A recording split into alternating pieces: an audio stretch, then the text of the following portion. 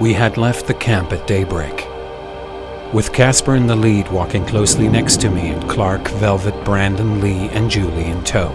It seemed we had been walking for hours through the dark woods. The canopy gave us a little shade from the sun that was burning down hot now. I wondered how far this place they called the complex was. Not far now, Caspar said, and the others turned their heads. According to my map, we should be on it in a few minutes. About time, my feet are killing me. Julie said. Oh, Julie, get it together, sweetheart. Not far now, baby. We'll be there soon. Caspar answered. No. Lee had studied the fragment for quite a while now. Her intuition told her that there was something here that she needed to decipher. Just had to. She took another look at the sample of the rock in front of her. In her mind, she was putting the pieces together. I think we have something here. Not quite sure yet, but I believe he reads Book of Shadows. Does that make sense to anyone? Brandon looked at her. His face was turning white. They know about this? Brandon whispered. Lee turned and looked at the others and shrugged. She took a snapshot and she and Brandon joined the others walking on. She's leaving digital footprints. Not a good idea. Brandon thought wearily. Julie was walking ahead of them. She had intercepted the signal.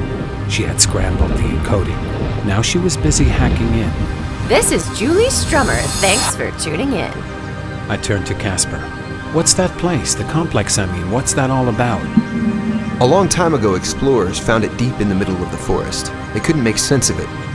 The structure seemed alien, not man-made. They attributed the construction to the gods, which might as well have been aliens. Caspar answered and continued. It's rumored that it was used to conduct human experimentations under alien supervision. After the pandemic, it was turned into a food distribution center. Go figure. We need to pick up some supplies here. We need to be careful, though. It's rumored that the Wanderer has a hideout here. An old bunker. We quickened our pace. After another 20 minutes or so, we came upon a clearing in the woods. Suddenly, Julie stopped us in our tracks. Wait, I'm picking up something. Her hands were massaging her temples.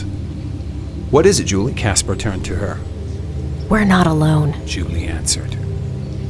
The complex was an old food distribution center powered by green energy power plants. It was massive. It also served as a black market for finding anything you might need. It is said that the Wanderer was spotted there once or twice. Suddenly, circular rods sprung out of the ground, buzzing with static electricity. We had triggered an alarm system. A shady, Greek-looking man stepped out in front of them. Hello, guys. It's Odysseus Fanakis, your favorite person in the world. Are you here to pick up your camp supplies? I have them all ready for you. Caspar answered.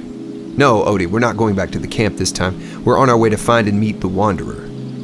Could use some ammo, though. Clark said. Yeah, ammo is always a good thing these days. Can't have enough of it. Odysseus produced a vague smile. Well, the Wanderer, eh? I have some road supplies for you, and here's some ammo. Take care out there.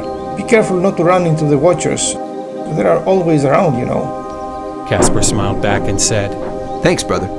Will do. We picked up our supplies and started to proceed deeper through the complex. Stop! A tall figure stepped out of the shadows of the trees. The stranger was dressed in a dark robe. His face was obscured by the shadow of the trees. Don't go any further, he commanded. I looked at Caspar. His face was ashen. We had met the Wanderer. We all froze in place. For some strange, intuitive reason, I looked at my wristwatch. It read 11:11. Hey, anyone know where Velvet is? Julie shouted. Everyone turned around. Velvet had vanished. Before anyone could answer, the Wanderer stretched out his arms and softly said, Watch. We all fell